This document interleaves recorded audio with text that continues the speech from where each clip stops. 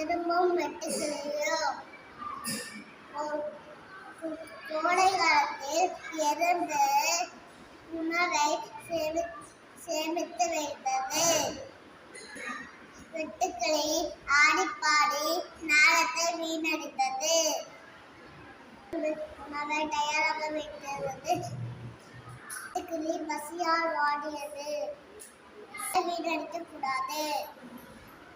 அனைவருக்கும் நன்றி.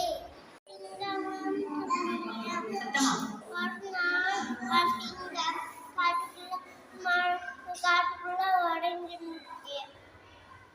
அங்க அந்த சுண்டலி சிங்கத்தின் மேலேறி தட்டி விளையாடுது.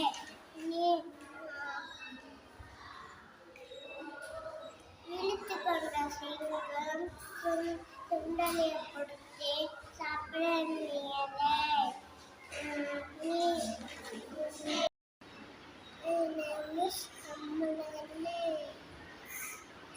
ஒரு கரத்தில்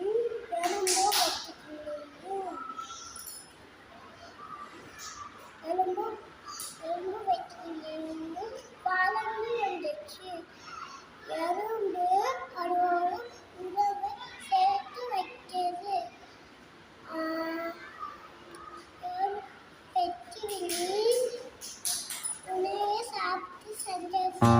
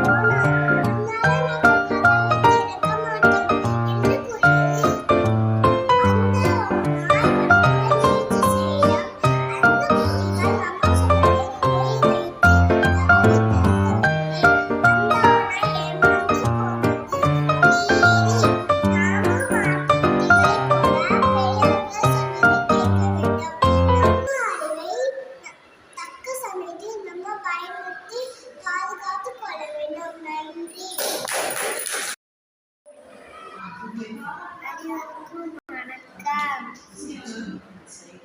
என் பேர் ஜெஸ்மிகா. என்ன கதைனா, எறும்பு பறவையும் சேர்ந்து போட்டி வச்சுக்கிட்டான். என்ன போட்டினா, முதல்ல மரம் யார் முதல்ல மரம் உச்சியை தொடுறாங்களோ அதே அந்த போட்டி. சரி சொல்லிச்ச எறும்பு பரவாயில்ல மலை உச்சியை தொட்டுச்சான். எறும்பு முயற்சி பண்ணி அது கழிச்சு மலை உச்சியை தொட்டுச்சான்.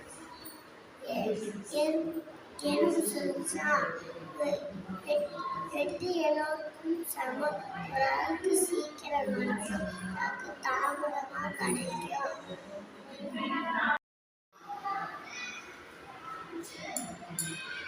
அனைவருக்கும் வணக்கம். என் பேர் UKG A செக்ஷன். ஒரு மீனின் ஆசை. ஒரு குளத்தில் காலத்தில் மீனோடு மீன் மகிழ்ச்சியாக நீந்திக் கொண்டிருந்தனர். ஒரு நாள் மனிதர்கள் குப்பையை குளத்தில் கொட்ட ஆரம்பித்தனர். மீனும் ரொம்ப சோகமானது. அழகான வானத்தை கண்டது. மீனும் தன் கண்களை மூடி கடவுளை வேண்டது. அடுத்தபடி நான் பறவையாக ஆசைப்பட்டது. ஒரு அதிசயம் நடந்தது. மீனும் ஒரு பறவையானது. மனிதர்கள் பணத்தை வெட்டுவதை மீனும் கண்டது. மீனும் தன் புதிய வீட்டை தேடி பறந்து சென்றது. காற்று பொருளால் காற்று மாசானதை மீனும் கண்டது. மீனும் தன் கண்களை மூடி கடவுளை வேண்டது. அடுத்த பறவை நன்கு ஆசைப்பட்டது. அதிசயம் நடந்தது. மீனும் புல்லை தேடி அலைந்தது. மீனும் குப்பைகளை மட்டும் கண்டது. மீனும் சோகமானது.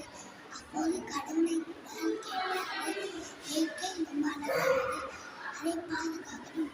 நீதி நம்ம சுற்றத்தை தூய்மையாக